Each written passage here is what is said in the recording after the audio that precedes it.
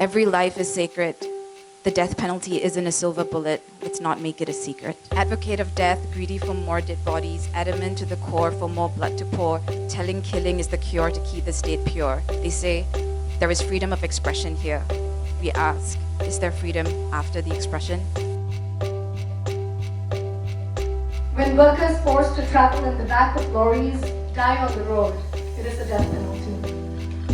When bodies are scorched in factory fires or crash into the ground from skyscrapers they are cleaning, it is a death penalty. When an overworked bus driver keels over his steering wheel after bringing his bus safely to bay, it is a death penalty. When a domestic worker is starved and her breath beaten out of her body, it is a death penalty. When 12-year-old children jump off buildings because they believe that their life is worth nothing more than exam marks, it is a death penalty.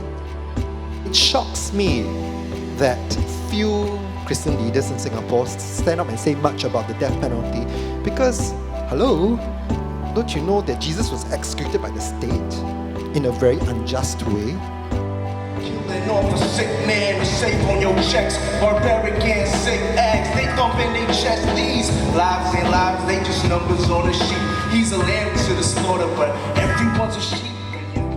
There's still that 50% who is sitting down at home and like, oh, I don't agree with it, but I'm not going to do anything about it. Then the government's also not going to do anything about it. But if all of us could just come together and go up to them and, hey, stop killing people, you know, it's going to work. End oppression! End exploitation! And desperation! There is a political cost to silence when people are being executed and you're like, oh, this is a divisive issue and our party will not comment. There should be a political cost for your party saying that. Shanmugam goes and gives an interview and says, oh yeah, we don't catch the big drug lords because they don't come to Singapore. But if I only waited for the big drug lords and never caught the traffickers, then I should throw my drug policy out the window. Yeah, you should throw your drug policy out the window. I mean, how do they determine who deserves a second chance? So my brother don't deserve a second chance. But all those other inmates on death row don't deserve a second chance. I don't think that this tears is an acknowledgement of defeat or sad. Of course I'm sad, yes, but I'm more angry. Many of those on death row are blue-collar workers or were formerly unemployed. Our dear Nagendran, rest in peace, was a security guard. Dachana was a delivery worker. Kalwan Singh worked in a mortuary.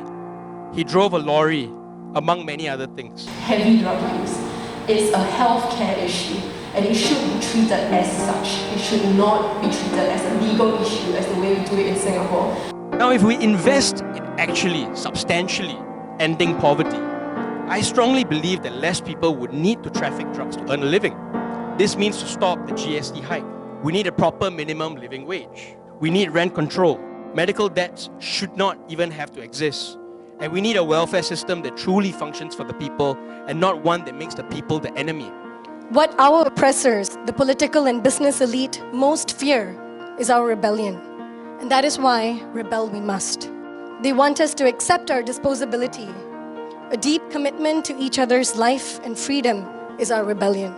I have drawn strength from the extraordinary spirit and courage of the death row prisoners I've had the honor to come to know. They live behind bars, awaiting a death sentence, and yet they fight on. Then how dare we not? When they are so determined, we bloody well better be. As long as we fight like hell, we have not lost. As long as there is struggle, there is hope. And struggle we will because it keeps us human. I will part with these words. Let everything happen to you, beauty and terror. Just keep going. No feeling is final.